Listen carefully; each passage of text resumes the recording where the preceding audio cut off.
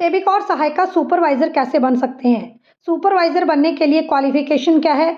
Supervisor बनने के लिए कौन-कौन से डॉक्यूमेंट्स के नंबर मिलेंगे? किस तरह से आप लोगों को आवेदन करना है? सुपरवाइज़र बनने के लिए ऑफ़िशियल नोटिफ़िकेशन कब आएगी? और जब आप सुपरवाइज़र पदों के लिए आवेदन करें, तो किस तरह के डॉक्यूमेंट आप लोग अटैच करें? कौन से डॉक्यूमेंट के कितने नंबर आपको मिलेंगे? और कितनी सुपरवाइज़र पद के ऊपर कार्य करने के बाद आपको सैलरी मिलेगी? पूरी जानकारी चाहते हैं तो वीडियो को लास्ट तक जरूर देखें। बिहार राज्य की जो भी सेविका और सहायिका हैं, अगर वो सुपरवाइजर बनना चाहते हैं तो वीडियो स्पेशली आप लोगों के लिए है। सबसे पहली बात, अगर आप बिहार राज्य से हैं तो जिला स्तर पर सुपरवाइजर बनने के लिए नोटिफिकेशन आता है। क्वालिफिकेशन की बात करें तो न्यूनतम शैक्षणिक योग्यता मैट्रिक पास रखी गई है, यानी जो सेविका और सहायिका 10वीं पास हैं वो सुपरवाइजर बनने के लिए आवेदन कर सकती हैं। खासकर जो आंगनवाड़ी कार्यकर्ता हैं जिनका 10 वर्ष का जॉब एक्सपीरियंस है, जब भी आपके जिले में नोटिफिकेशन आए आप सुपरवाइजर पदों के लिए आवेदन कर सकते हैं। अलग अलग राज्यों में सुपरवाइजर बनने के लिए जॉब एक्सपीरियंस अलग अलग हो सकता है। बिहार राज्य में सुपरवाइजर बनने के लिए आप लोगों की जॉब एक्सपीरियंस 10 वर्ष का रखा गया है। बिहार राज्य में सुपरवाइजर बनने के लिए एज लिमिट 21 वर्ष से लेकर 45 वर्ष के बीच में रखी गई है और यहाँ पर गवर्नमेंट के नियमानुसार आयु में छूट भी देने की बात कही गई है।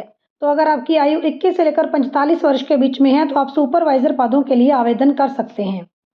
आप हमारे Telegram group all India anganwadi news को ज्वाइन करें। अपनी सैलरी डिटेल्स, अपने आंगनवाड़ी अपडेट्स जैसे फ़ोटो, वीडियो, पीडीएफ अपने आंगनवाड़ी केंद्र से प्रकाशित करने के लिए हमारे साथ शेयर करें। तो अगर आपकी आयु 21 से लेकर 45 वर्ष के बीच में है, आप 10th पास हैं, 10 वर्ष का आपका जॉब एक्सपीरियंस है, तो जब भी बिहार राज्य में जिला स्तर पर सुपरवाइजर के लिए नोटिफिकेशन आए, ऑनलाइन ऑफलाइन माध्यम से आप लोग आवेदन करें। आवेदन करें तभी आप लोगों को नौकरी का मौका मिलेगा। अगर नोटिफिकेशन आई, आपने अप्लाई नहीं किया तो भी आपको कभी भी सुपरवाइजर का जॉब नहीं मिलेगा। इंपॉर्टेंट है कि जब नोटिफिकेशन आए तो आप अप्लाई करें। बात करते हैं कि कौन से डॉक्यूमेंट के कितने नंबर यहाँ पर लगने वाले हैं। देखिए, जब आपने सुपरवाइज़र पद के लिए आवेदन करना है तो मिनिमम आप 10th पास होने चाहिए। 10th की आपकी जो परसेंटेज है उसके अनुसार भी आपको मार्क्स मिलेंगे।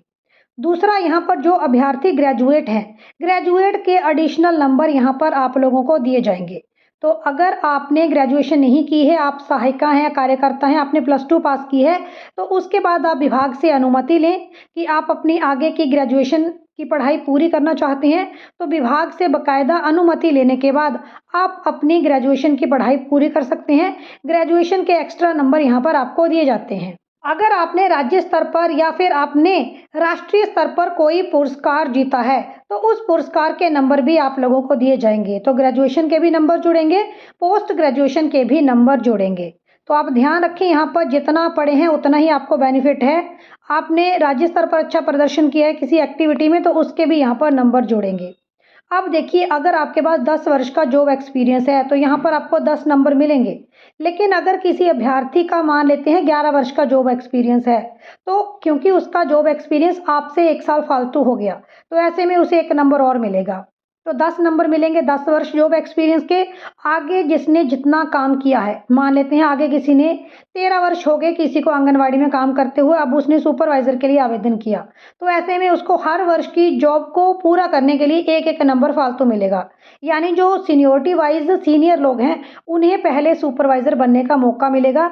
सीनियोरिटी बेसिस के ऊपर उन्हें अधिक नंबर मिलेंगे। हाँ, ये अलग बात है कि +2 पास हैं तो आपके नंबर कम रह सकते हैं, क्योंकि जो ग्रेजुएट हैं, पोस्ट ग्रेजुएट हैं, उनके ज़्यादा नंबर हो जाएंगे। अभी जिन्होंने फ्रेश आवेदन किया है 10 साल वालों ने, या किसी ने 14 या 15 साल वाले ने भी आवेदन किया है, तो ऐसे में जिसका जॉब एक्सपीरियंस 14 या 15 साल है उसको भी अधिक नंबर मिल जाएंगे।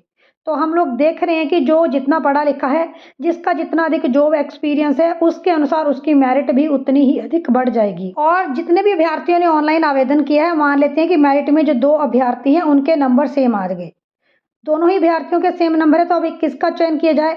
ऐसे में जिस अभ्यर्थी की आयु अधिक है उस अभ्यर्थी का यहाँ पर चयन किया जाएगा। तो यहाँ पर एक 10th के मार्क्स के अनुसार आप लोगों की, आप 12th में कितने मार्क्स हैं आप लोगों के, आप लोगों ने ग्रेजुएशन की है, पोस्ट ग्रेजुएशन की है, कितना आपका जॉब एक्सपीरियंस है, कोई नेशनल लेवल का आप लोगों के पास सर्टिफिकेट है, उसके अनुसार आप लोगों की तो कुल को मिलाकर, टोटल मार्क्स को मिलाकर मेरिट लिस्ट तैयार की जाएगी। सैलरी की बात करें तो आंगनवाड़ी सुपरवाइजर पद पर कार्य करने के लिए आप लोगों को सैलरी 27,000 रुपये बिहार राज्य में दी जाती है और अगर आप कोई विज़िट वगैरह करते हैं किसी आंगनवाड़ी केंद्र की, सुपरविज़न वगैरह करते हैं, तो यहाँ पर आपको अतिरिक्त भत्ता भी दिया जाता है। जैसे यात्रा भत्ता के तौर पर 120 रुपये प्रतिदिन का दिया जाएगा। सुपरवाइज़र के पद पर आपको कार्य क्या करना है? सुपरवाइज़र के पद पर आप लोगों को अलग-अलग आंगनवाड़ी केंद्रों की सुपरविज़न करनी है।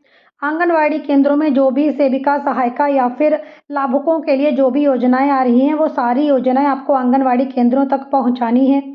जो भी सरकार आपको निर्देश दे रही है कि ये नया सिस्टम है, इसे आंगनवाड़ी केंद्रों में लागू करवाया जाए, तो ये सारी जानकारियाँ आगे आपको केंद्रों तक पहुँचानी है।